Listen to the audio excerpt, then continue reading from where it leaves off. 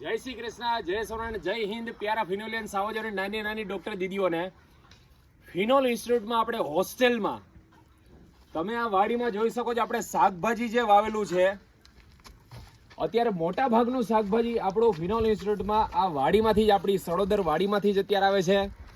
સૌથી મોટી વાત, ગાયોનું અને ભેંસોનું તાજું દૂધ, માખણ, ઘી, છાશ આ બધું જ આપણી પોતાની જ અહીંયા બનાવેલી ગૌશાળા અને તબેલો, ભેંસો આપણી ઘરની જ રાખેલી છે.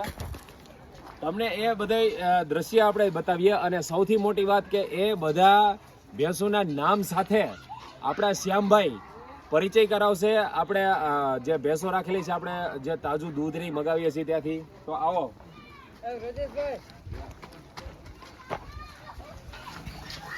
તો આપણે આ ભેંસુને બધું વસાવેલું છે અહીંયા. અત્યારે બધું જ આપણે જે ફિનોલિયન સાવજો જે દૂધ પીએ છે, માખણ ખાય છે, ઘી ખાય છે. હોસ્ટેલમાં આપણે જે બપોરે રોટલી પણ છે, એ રોટલી પણ આપણા શુદ્ધ ઓર્ગેનિક દેશી ઘીની જ ચોપડવામાં આવે છે, માખણથી ચોપડવામાં આવે છે. અને દરેક ફિનોલિયન સાવજોને ચોખ્ખું દૂધ દહીં ખવડાવવામાં આવે છે. તો તમે જોઈ શકો. પરિચય કરાવો આપણી ભેંસોનો બધાયના. પહેલા તો બધાયને સૌને મારું નામ છે શ્યામ અજોડિયા અને બધાયને જય શ્રી કૃષ્ણ. હું બધાયના નામ જણાવીશ અને તેમના નામ કહીશ. અને કે બધી ભેંસો છે બધાય 5 લીટર ઉપર જ દૂધ દે છે. તો અત્યારથી અહીંથી આપણે સ્ટાર્ટ કરી. આ છે કોયલ, આ આવી છે બગદરાની, બગદરાથી આવી છે.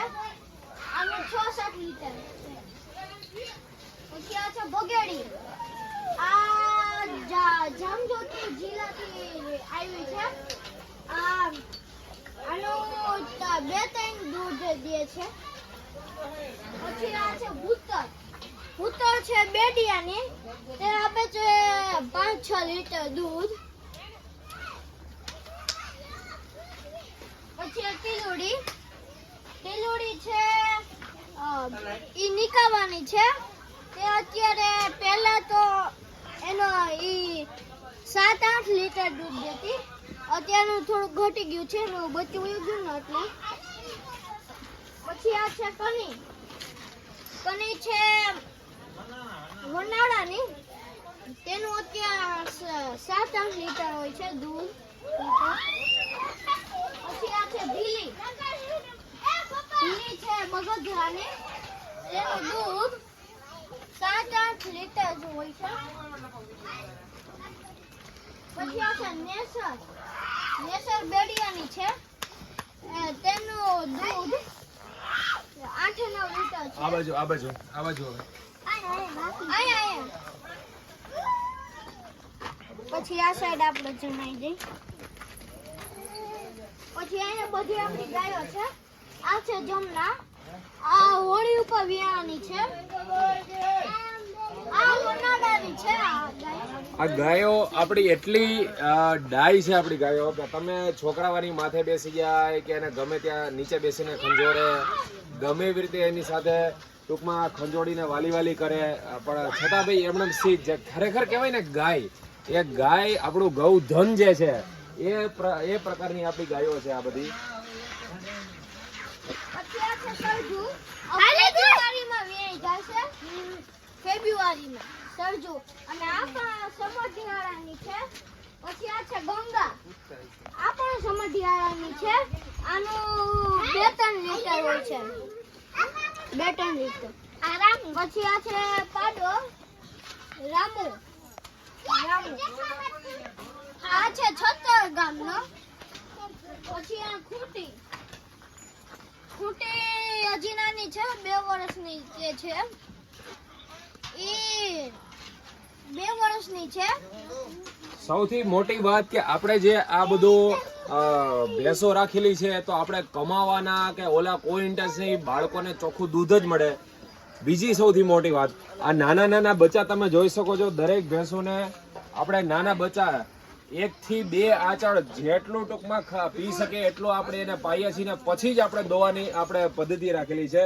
નહીતર મોટા ભાગે શું થતું હોય, ભાઈ પાડેડા જન્મે એટલે ભેંસોને મૂકતા જ ન હોય, અને ભેંસોને મૂક્યા વગર જ બધાય દોતા હોય. પણ જ્યારે ખરેખર આ બધાય બચ્ચા દૂધ લઈને આવ્યા છે, તો આપણે ખરેખર આપણે માણસાઈ એવી હોવી જોઈએ કે આ બધા બચાવને સૌથી પહેલા તો આ બધા બચાવનો આપણો અધિકાર છે અને એ બચાવ દૂધ પીને પછી જે આપણે દૂધ પીએ છીએ એ ખરેખર અમૃત હોય છે.